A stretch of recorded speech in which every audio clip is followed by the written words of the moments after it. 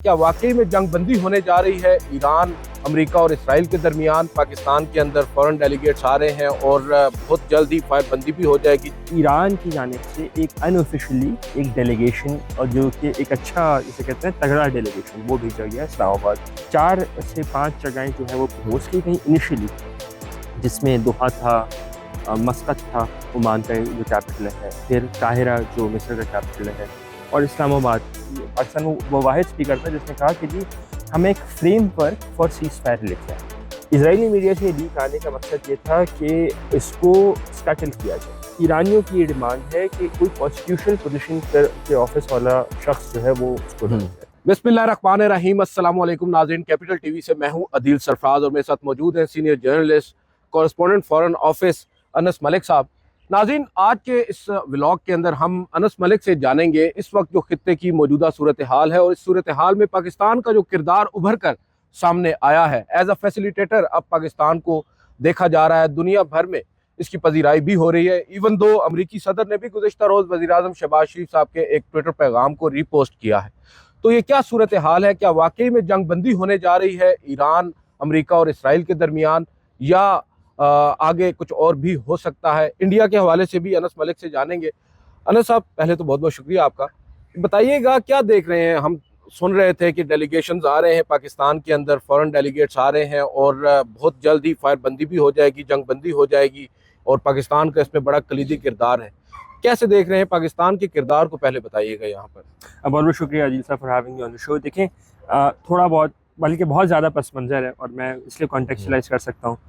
ये जो recent efforts हैं ये आज से शुरू नहीं हुए, ये शुरू हुए थे 12 और 13 मार्च से, जब वज़ीर-ए-आज़म शहबाज शरीफ सऊदी अरब गए थे। एक रोज़ा दौरे के ऊपर सऊदी अरब गए और उनके साथ फील्ड मार्शल आसिम मुनीर भी थे। जब वापस आ रहे थे तो एक अहम शख्सियत का ओमान का दौरा हुआ, जहाँ पे उनकी अमरीकी हुकाम से, सीनियर अमरीकी अहदेदारों से मुलाकात हुई। नाम दोनों के अभी तक, क्योंकि दोनों साइडों से रिलीज़ नहीं किए गए, इसलिए नाम नहीं बताए जा रहे। उसके बाद हमने देखा कि ईरान की जानिब से एक अनऑफिशियली एक डेलीगेशन और जो कि एक अच्छा जिसे कहते हैं तगड़ा डेलीगेशन वो भेजा गया इस्लामाबाद, और वो भी 2 रोज़ के लिए तकरीबन इस्लामाबाद में था। और ये बात भी अंडर रिपोर्ट हुई, बल्कि रिपोर्ट ही नहीं हुई। अच्छा, ये तब की बात है, मार्च की? ये मार्च की, ये गोया के 12-13 को वज़ीर-ए-आज़म थे सऊदी अरब में, 14-15 को ओमान में मुलाकात हुई और 16-17 या 17-18 को ये ईरानी डेलीगेशन ईद से पहले था। बिल्कुल सही। 18 तारीख को सऊदी अरब चले जाते हैं वज़ीर ख़ारजा इसहाक़ डार, और 18 और 19 को अरब इस्लामिक ममालिक की जो है वो क्या कहते हैं मुलाकात होती है ऑन द साइड लाइन्स, बल्कि इनफैक्ट ऑन इन रियाद। और ये होती है कि जी ईरानियन एग्रेशन के कॉन्टेक्स्ट में और एवरीथिंग। उसके बाद वज़ीर ख़ारजा इसहाक़ डार जो हैं वो एक चीज़ प्रपोज करते हैं, वो 11वें स्पीकर थे। अब ये सारी बिहाइंड क्लोज डोर्स कंसल्टेशंस थी, लेकिन वहाँ पे लोग मौजूद थे तो इसलिए मुझे ये बारे में पता है। 11वें नंबर के ऊपर पाकिस्तान वो पहला स्पीकर था, 12 में से 11वें नंबर पर वज़ीर ख़ारजा का नंबर था बात करने का, और पाकिस्तान वो वाहिद स्पीकर था जिसने कहा कि जी हम एक फ्रेमवर्क फॉर सीज फायर लेके आते हैं। ओके, ठीक है। और जब ये बात कही तो 12वें नंबर पे इजिप्ट के वज़ीर ख़ारजा ने बात करनी थी, उन्होंने अपना स्टेटमेंट ड्रॉप करके पाकिस्तान का स्टेटमेंट अडॉप्ट कर लिया, इंडोर्स कर दिया उसमें। बिल्कुल, इंडोर्स नहीं किया, अडॉप्ट कर लिया। वाह, अडॉप्ट कर लिया। उसके बाद तुर्किश फॉरेन मिनिस्टर हकान फिदान, उन्होंने इंटरवेंशन की और उन्होंने कहा कि जी हम पाकिस्तान के स्टेटमेंट को और इजिप्ट की अडॉप्शन को सेकंड करते हैं, इंडोर्स करते हैं। गुड। उसके बाद ये हुआ कि 19 तारीख को गोया पिछले जुमेरात को ईद से एक दिन पहले, सऊदी अरब में ईद 20 तारीख को थी, पाकिस्तान में उस वक्त 28वां रोज़ा था, 29वां रोज़ा था इनफैक्ट। तो 19 मार्च को 4 वज़ीर ख़ारजा की मुलाकात हुई, जिसमें इजिप्ट के फॉरेन मिनिस्टर, तुर्की के फॉरेन मिनिस्टर, पाकिस्तान के वज़ीर ख़ारजा और डिप्टी प्राइम मिनिस्टर इसहाक़ डार साहब, और जो होस्ट हैं सऊदी अरब के वज़ीर ख़ारजा, वो भी वहाँ मौजूद हैं। वहाँ पर यह बात होती है कि जी किस तरह इस मामले को आगे लेके चला जा सकता है। 4 से 5 जगहें जो है वो प्रपोज की गई इनिशियली, जिसमें दोहा था, मस्कत था ओमान का जो कैपिटल है, फिर काहिरा जो मिस्र का कैपिटल है, और इस्लामाबाद जहाँ पर हम मौजूद हैं वो प्रपोज किए गए। दोहा को दोनों पार्टीज़ की जानिब से राइट ऑफ कर दिया गया। ओके, कि जी ये तो पॉसिबिलिटी नहीं है। मस्कत को एक फरीक की जानिब से राइट ऑफ किया गया। अभी भी जब तक मैं आपसे बात कर रहा हूँ काहिरा के मुतालिक एक फरीक के रिजर्वेशन है, लेकिन उन्होंने मना नहीं किया। ओके। ठीक है। और फिर इस्लामाबाद इसलिए भी अंडरस्टैंडेबल कि जब पिछले साल 13 रोज़ा जंग हुई थी, तो उसके जंग के बाद वज़ीर ख़ारिजा इसहाक़ डार की सेक्रेटरी रूबियो से मुलाकात हुई थी वाशिंगटन डीसी में, 22 जुलाई की बात है। और उस मुलाकात में वज़ीर ख़ारिजा इसहाक़ डार ने ये बात ज़रूर की थी कि जी अगर दोनों फरीक़ैन चाहें तो हम इस्लामाबाद में बातचीत करवाने को तैयार हैं। तो अमरीकी हुकाम की जानिब से उस वक्त ये जवाब दिया गया था कि जी हम बिल्कुल इस्लामाबाद आने को कंसिडर कर सकते हैं। और फिर वज़ीर ख़ारिजा न्यूयॉर्क गए, उन्होंने सैयद अब्बास अराग़ची से बात की। सब रिकॉर्ड का हिस्सा है, अब डिटेल्स काफ़ी ज़्यादा इसकी अब बाहर आ रही हैं। और फिर अब्बास अराग़ची को जब ये प्रपोज़ल दिया तो उन्होंने कहा कि जी हम भी इस्लामाबाद आने से इनकारी नहीं है, लेकिन हमें कंसल्टेशन करनी है। और उसके अगले दिन गोया पीर के रोज़ मेरे ख्याल से 25 तारीख थी, 25 जुलाई को सेक्रेटरी रूबियो ने ये बात वज़ीर ख़ारिजा इसहाक़ डार को कही कि जी हमें गो हेड है इस्लामाबाद आने के लिए, आप ईरानियों से पूछें। उसके बाद उन्होंने दोबारा न्यूयॉर्क से फ़ोन किया, तो उस दौरान मसूद पेज़ेश्कियाँ जो ईरानी सदर हैं उनके हमरा उन्होंने पहले 26 जुलाई को आना था या 27 जुलाई को आना था, और फिर वो 4 अगस्त को इवेंचुअली पाकिस्तान आए थे। उस दौरान ये बातचीत का सारा सिलसिला हुआ था कि जी हाँ इस्लामाबाद में बातचीत हो सकती है, और अब्बास अराग़ची ईरानी डेलीगेशन लीड करेंगे और स्टीव विटकॉफ जो है यहाँ पे अमेरिकन डेलीगेशन लीड करेंगे। उसके बाद फिर ये हुआ कि स्नैपबैक सैंक्शंस आ गए सितंबर के आखिरी हफ्ते के अंदर, तो वो सारा प्रोसेस स्कैटल हो गया था। तो इस्लामाबाद एक क्योंकि 900 किलोमीटर का बॉर्डर है पाकिस्तान के अमेरिका के साथ, एक हिस्टोरिकल टाइज है, आज से नहीं 40 साल पुराने टाइज, और आजकल थोड़े से करीब भी आजकल ज़्यादा करीब है पिछले हिस्ट्री के तनाजुर में, तो इसलिए ट्रस्ट काफ़ी ज़्यादा है। दूसरा ये कि जो आपका जो जिसे कहते हैं ना दो लोग, एक आपका आयरन ब्रदर चाइना और दूसरा आपका स्ट्रेटेजिक पार्टनर या मुस्लिम नेबरहुड ब्रदर सऊदी अरब, इन दोनों का भी आपके ऊपर ट्रस्ट काफ़ी ज़्यादा है इस पर्टिकुलर मामले को लेके कि उनको ये पता है कि आपके पास एक लेवरेज है बॉर्डर वाली, आप अपने बॉर्डर्स, आप अपने नेबर्स को कभी चेंज नहीं कर सकते। इसी वजह से अब इस्लामाबाद को इतना सीरियसली पॉप अप किया गया। अब हुआ ये है कि जब ईद के दूसरे रोज़ जब ये सबसे पहले इस्लामाबाद की लीक आई, ये मामला इस्लामाबाद का नाम आज से तो कंसिडरेशन है, जैसे मैंने कहा 12-13 मार्च से है। इजरायली मीडिया से लीक आने का मकसद ये था कि इसको स्कैटल किया जाए, किसी तरह इस प्रोसेस को स्कैटल किया जाए, इसको सैबोटेज किया जाए, और इसीलिए इस्लामाबाद का नाम इतना ज़्यादा कि जी जहाँ पे ईरानियों का मिसट्रस्ट डेवलप हो जाए कि यार इजरायली अगर बात कर रहे हैं तो कोई तो प्रॉब्लम होगी। लेकिन फॉर्चुनेटली इनफ अब तक वो प्रोसेस स्कैटल नहीं हुआ। तीसरी बात ये, और आखिरी बात, सॉरी थोड़ा सा लंबा हो गया, कोई इशू नहीं, कि आखिरी बात ये कि इस वक्त भी इनडायरेक्ट नेगोशिएशंस चल रहे हैं। जब तक मैं आपसे बात कर रहा हूँ इस वक्त भी इनडायरेक्ट नेगोशिएशंस है, डायरेक्ट नेगोशिएशंस नहीं है।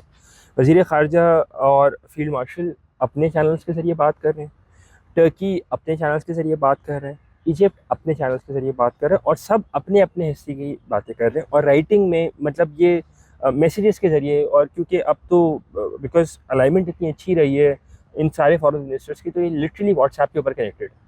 और व्हाट्सएप बहुत सारी चीज़ें ऐसी होती हैं कि शायद मिनिस्ट्रीज़ को भी कम्युनिकेट नहीं हो, बाद में उनको पता चलता है। फॉर इंस्टेंस किसी एक इंस्टेंस में एक अरब मुल्क के वज़ीर ख़ारिजा ने पाकिस्तानी वज़ीर ख़ारिजा से बात करनी थी, तो वो और एक और अरब मुल्क के वज़ीर ख़ारिजा जो है वो साथ थे, तो उन्होंने दूसरे नंबर से उनके फ़ोन से फ़ोन किया और उन्होंने फ़ोन पकड़ा दिया, ये लो बात कर लो।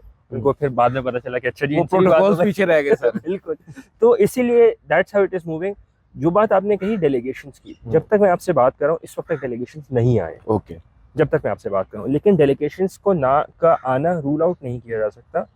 थोड़ा सा इंतज़ार है, क्योंकि मिसट्रस्ट और डिस्ट्रस्ट दोनों तरफ, ख़ासतौर पे ईरान का अमेरिका की तरफ इतना नहीं, इतना ज़्यादा है, बल्कि इससे भी ज़्यादा। अभी तक ईरान का तो कोई बयान भी नहीं आया इस ज़मन में। नहीं, ईरान ने अपनी टोन चेंज की है पिछले 48 घंटों के अंदर। पहले तो उन्होंने आउटराइटली कहा कि नहीं कोई बातचीत नहीं हो रही। बिल्कुल दुरुस्त बात है, इसको कहना कि ये मुज़ाकरात किसी तरह के हैं, ये सरियन गलत होगा, क्योंकि नेगोशिएशन नहीं है, ये इनफॉर्मल बातचीत है। मैंने आपसे कर ली, आपने अपने दोस्त से कर ली, उसका वहाँ से कॉन्टैक्ट है, that's how it is happening.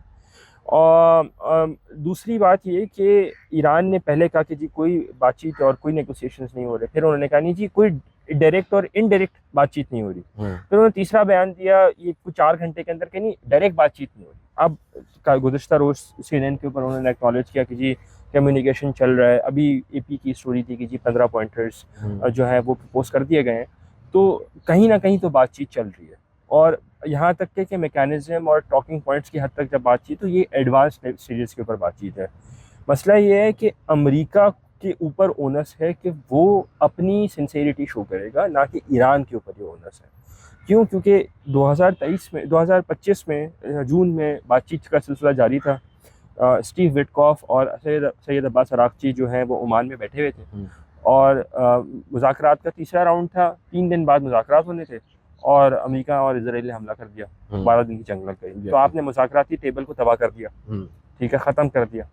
और फिर इट डजंट एंड देयर, अभी भी जिनीवा के अंदर बातचीत का सिलसिला जारी था। स्टीव विटकॉफ बैठे हुए थे अमेरिका की जानिब से, और अब्बास अरागची, सैयद अब्बास अरागची इधर से बैठे हुए थे, और फिर बातचीत का सिलसिले के दौरान फिर हमला हो गया। तो इवन रमजान में भी तो जंग शुरू होने से पहले बातचीत, वही जिनीवा के अंदर बातचीत चल रही थी रेगुलरली। वो पहले रोम में वो बातचीत हुई, फिर जिनीवा में 2 राउंड हुए, तीसरा राउंड होना था पीर के रोज, और हफ्ते के दिन हमला हो जाता। तो स्टीव विटकॉफ को लेके ना बहुत बड़ा जिसे कहते हैं ईरानियों का ट्रस्ट खो चुके हैं, और वो ये कहते हैं कि जी हम एक ऐसे इंसान से क्यों बात करें, वो दोस्त होगा ट्रम्प साहब का, बहुत अच्छा, बड़ा काबिल एहतराम, लेकिन जिसकी कोई हैसियत ही नहीं है बात की, जिसकी ज़बान का कोई पास ही नहीं है, हम उससे बात क्यों करें। तो इसीलिए फिर अब नए डेलीगेशंस के नाम, जेडी वैंस का भी नाम, जेडी वैंस का नाम, बिल्कुल इसी पर्सपेक्टिव में जेडी वैंस का नाम आ रहा है कि अगर ईरानियों की ये डिमांड है कि कोई कॉन्स्टिट्यूशनल पोजीशन पर के ऑफिस वाला शख्स जो है वो उसको रह जाए। अब ज़रूरी नहीं कि वो जेडी वैंस हो सकते हैं, जेडी वैंस इसलिए क्योंकि वो नेगोशिएशंस का हिस्सा है, वो ओवरलुक भी कर सकते हैं ना, ओवरसी कर सकते हैं, आई एग्री। लेकिन मेरे ख्याल से कल प्रेसिडेंट ट्रंप ने गुज़िश्ता रोज़ एक बड़ी इंटरेस्टिंग नाम लिया, उन्होंने कहा सेक्रेटरी रूबियो इसमें इन्वॉल्व है। I would not be surprise कि अगर सेक्रेटरी रूबियो आ जाए। मुझे क्योंकि जेडी वैंस एक बहुत बड़ा नाम है, और इस लेवल के ऊपर जहाँ पर बातचीत टीयर्स में है, और अभी ये नहीं पता कि बातचीत हो किस चीज़ पे होगी, कि या सीज फायर पे होगी, या 15 पॉइंट्स पे होगी, या 3 पॉइंट्स पे होगी, 4 पॉइंट, अभी नहीं पता आपको। तो मुझे वो सिर्फ मैटर ऑफ डिटेल में फिर चला जाएगा। मेरे ख्याल से पहला सीज फायर होगा, यहाँ इस्लामाबाद में बैठ के हो, काहिरा में हो, अंकारा में हो, इस्तांबुल में होगा सीज फायर, और उसके बाद फिर जो सेकेंड राउंड ऑफ टॉक्स जो है वो फिर उसमें ये लीडरशिप लेवल के लोग आएंगे। मेरे ख्याल से मेरी अंडरस्टैंडिंग तो यही है कि जी जो हालात हैं, जिस ज़मन में चीज़ें जा रही हैं, इस हफ्ते के आखिर तक, वीकेंड के ऊपर हम कोई ना कोई किसी न किसी तरह की मूवमेंट ज़रूर देख सकते हैं। अच्छा, इसमें लास्टली मुझे ये बताइएगा, क्योंकि पाकिस्तान भी डायरेक्टली बेशक इसमें फरीक नहीं है, बट इफेक्ट तो हो रहा है इस जंग से। आप देख लें पेट्रोलियम की प्राइसेस, पब्लिक जो है आम, यहाँ पर इवन स्मार्ट लॉकडाउन की भी अब बात चल रही है। तो आपको लगता है कि जितना ये प्रोसेस आगे बढ़ेगा, ऑब्वियसली अगर सीज फायर में मजीद ताख़ीर होती है, तो पाकिस्तान में आप क्या देख रहे हैं, जो पेट्रोलियम की प्राइसेस हैं वो मजीद बढ़ेंगी? बिल्कुल, पेट्रोलियम की प्राइसेस तो इनएविटेबल है बढ़ना। उसकी वजह यह है कि इस टाइम पर जो जिस तरह से मार्केट रिएक्ट कर रही है, ख़ास तौर पे क्रूड की शिपमेंट्स को लेकर, क्रूड वो जो कि रिफाइंड तेल नहीं है उसकी शिपमेंट्स को लेकर जिस तरह मार्केट रिएक्ट कर रही है, वो एक बड़ा कॉज ऑफ कंसर्न है। और इसकी वजह से पेट्रोल की प्राइस, अगर जो इस वक्त जब मैं आपसे बात कर रहा हूँ, तो पेट्रोल की प्राइस मेरे ख्याल से 473 के 480 रुपये के करीब पर लीटर जो गवर्नमेंट को पड़ रहा है इस वक्त जब मैं आपसे बात कर रहा हूँ, लेवीज वगैरह सब मिला के। गवर्नमेंट ने 2 बार जो है वो लोड शिफ्ट नहीं किया, मेरे ख्याल से तीसरी मरतबा भी अभी भी लोड शिफ्ट नहीं करेंगे, ये करेंगे तो कम शिफ्ट करेंगे।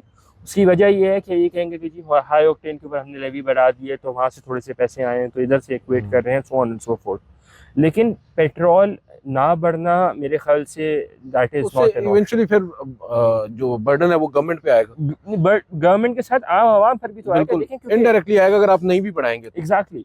और तीसरी बात ये है कि पेट्रोल एक ऐसी कमोडिटी है जो कि विच कीप्स एवरीथिंग रनिंग। आपके यहाँ जो भी खाना पीने का सामान भी आता है वो भी तो गाड़ी पे आता है, डीजल पे आता है, ट्रैक्टर भी वो डीजल पे चलता है, तो हर उससे आपकी फार्मिंग हर चीज इससे जुड़ी है। एग्जैक्टली।